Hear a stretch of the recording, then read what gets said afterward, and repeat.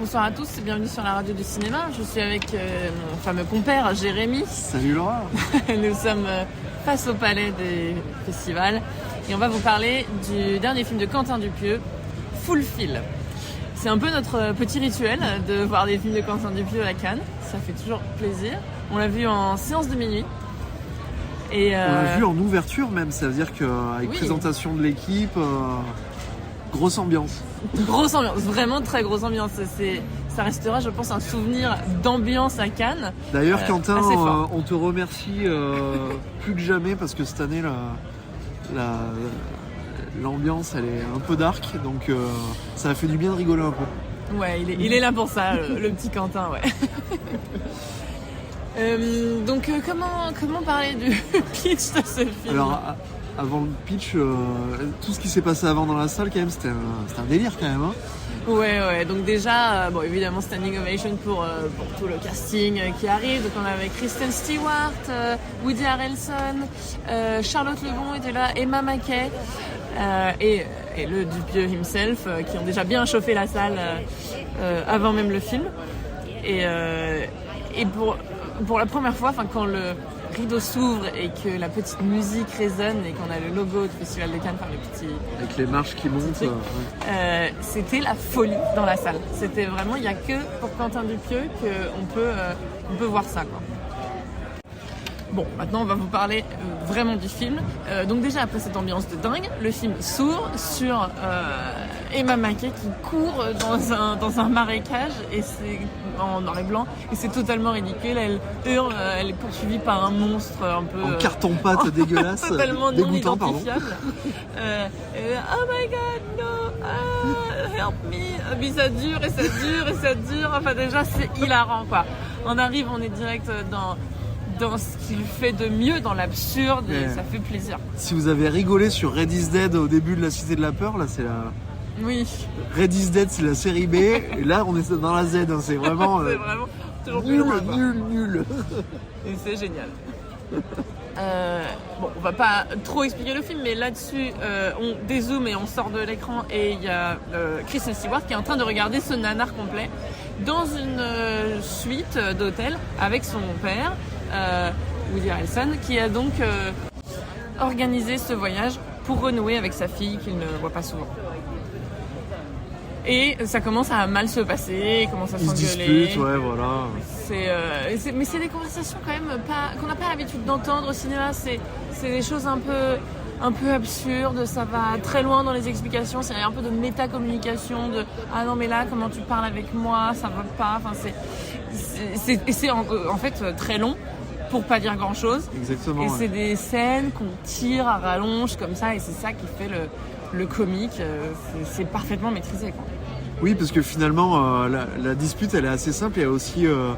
elle est irréelle, personne se disputerait de cette manière-là sur ce sujet-là. On va pas dire de quoi il s'agit, mais c'est vraiment... c'est absurde, encore une fois. Complètement absurde. Et il y a une tierce personne qui arrive, mettre son nez un peu dedans, et c'est pareil, c'est...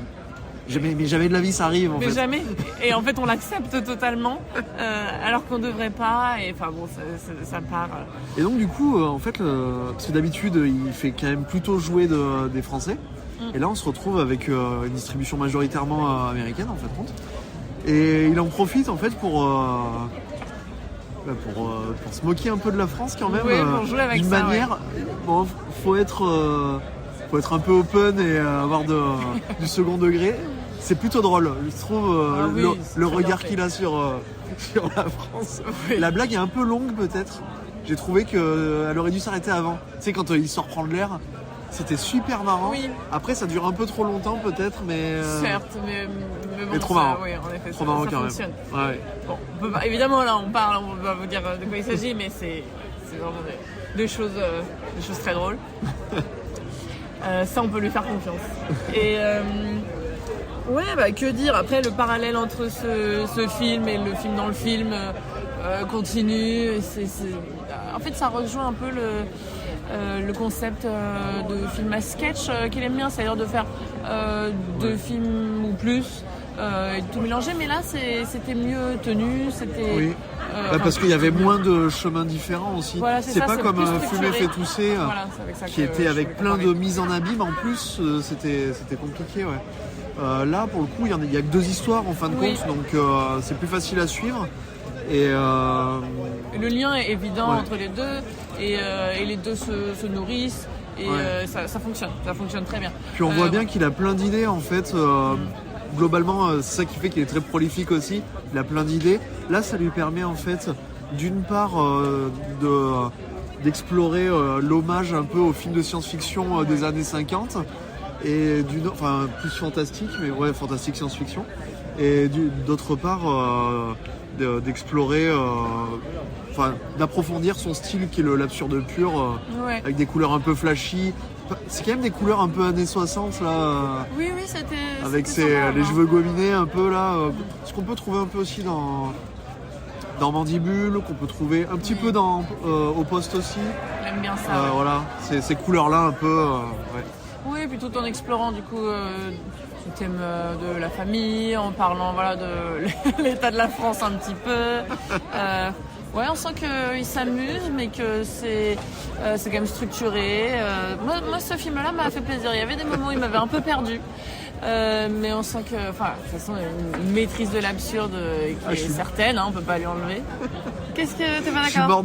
Je suis mort de rire, parce qu'en fait, je repense à quand on y était, le moment où il sort et d'un coup, on voit cette parodie de la France, quoi, mais comment la salle a rigolé. C'est génial. Et c'était vraiment un rire du cœur.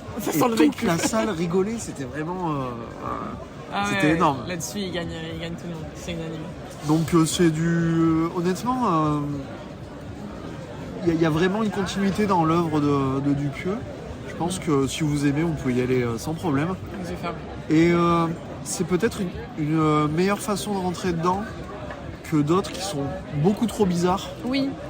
Oui, il y en a qui peuvent. C'est le premier déjà, genre Rubber. Moi, c'est le premier que j'ai vu de lui, mais. Oui, quasiment expérimental.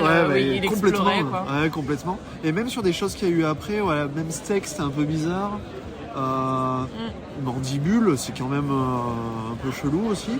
Je pense que celui-là, il y a quand même ce qu'il aime, un peu le cinéma de genre carton-pâte. Mais c'est minime en fait dedans, et puis on passe de l'un à l'autre. Donc finalement, c'est une bonne façon peut-être pour rentrer dans son univers. Ouais, carrément. En tout cas, cet univers et moins glauque que le Dain aussi, qui est particulièrement...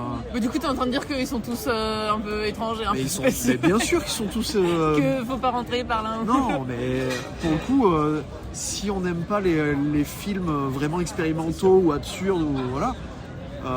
tout de suite on peut se dire mais ce gars-là c'est trop pour moi. Je pense que celui-ci c'est dans la continuité de ce qu'il fait, mais si quelqu'un n'a jamais vu, ça sera plus accessible en fait, je trouve. Oui. Ouais. Il va laisser personne trop sur le carreau. Ouais. Bonne façon de voir ce qu'il peut produire, et si on aime bien tous ces côtés un peu barrés, après open bar sur le reste, parce que c'est que du bonheur. Voilà, il y a de quoi faire. Donc voilà, encore un très bon Dupieux, on est ravis et on vous encourage évidemment à aller le voir dès que vous pouvez, je pense que ça va pas tarder. Ouais, c'est ça, prochainement en salle. Prochainement. Et prochainement sur la radio du cinéma. Exactement. On continue à vous en parler. Bonne soirée, au revoir.